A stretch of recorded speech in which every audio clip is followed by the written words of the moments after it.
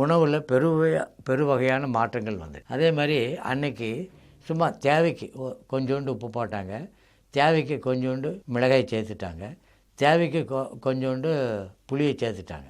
இன்றைக்கி என்ன ஆகுதுன்னா, அந்த முதல்ல மது சாப்பிட்றவன் கொஞ்சமாக சாப்பிடுவான், அப்புறம் நாள்பட பாட்டிலாக சாப்பிட ஆரம்பிக்கும். அந்த மாதிரி நம்ம முதல்ல கொஞ்சம் உப்பு மிளகாய் புளி சர்க்கரை சேர்த்துக்கிட்டது இப்போ வந்து அது தெரியாமல் மரத்து போன உணவுகளில் அதைவே அதிகப்படுத்தி விடும். அப்போது அளவுக்கு மீறினால் அமிர்தமும் நஞ்சு அப்படிங்கிற மாதிரி இந்த உடலை கெடுக்கக்கூடிய சுவை ஊட்டுவன உப்பு மிளகாய் புளி சர்க்கரை இந்த நாளும் அதிகமானதுனால என்ன ஆகுது அப்படின்னா, நம்மளுக்கு செரிமானமாகக்கூடிய நேரம் அதிகமாகிடுது. இந்த உணவு செரிமானமாகணும், ஆனால் ப்ரிசர்வ் பண்ணக்கூடாது, பாதுகாக்கிறதுக்காக அல்ல நம்ம சாப்பிட்றோம். ஆனால் இந்த உணவை பாதுகாக்கிற மாதிரி பண்ணிடும். அதே மாதிரி நல்ல மென்று சாப்பிட்டா 100 ஆயுசுங்கிறோம்.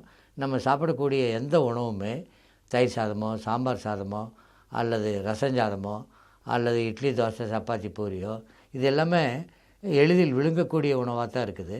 அதே மாதிரி ஊட்டச்சத்து இல்லாத உணவாகவும் இருக்குது. ஸோ இப்படி உணவு வகையிலையும் நிறைய மாற்றங்கள் வந்து அதே மாதிரி உடை வகைகள் பார்த்திங்கன்னா, ஒரு காலகட்டத்தில் கோமணம் ஒன்று தான் நம்ம துணிமணி.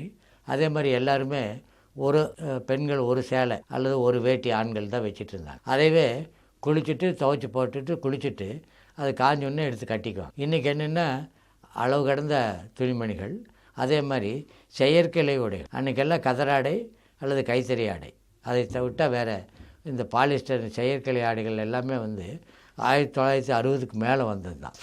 இது நம்ம எல்லாருமே துவைக்கிறதுக்கு சுலபம், கட்டுறதுக்கு சுலபம், அயன் பண்ண வேண்டாம் அப்படிங்கிற ஒரு எண்ணத்தை வச்சுக்கணும். ஆனால் அடிப்படையில் என்ன, உடல் நல்லா இருக்கணுங்கிறதுக்காகத்தான். எந்த உடல் இந்த துணிமணிகளை சம்பாதிக்குதோ, இந்த துணிமணிகளை வாங்க சம்பாதிக்கிறதுக்கு பணத்தை சம்பாதிக்குதோ, அந்த உடம்பை நம்ம சரியாக வச்சுக்கணும் அப்படிங்கிற எண்ணம் கிடையாது.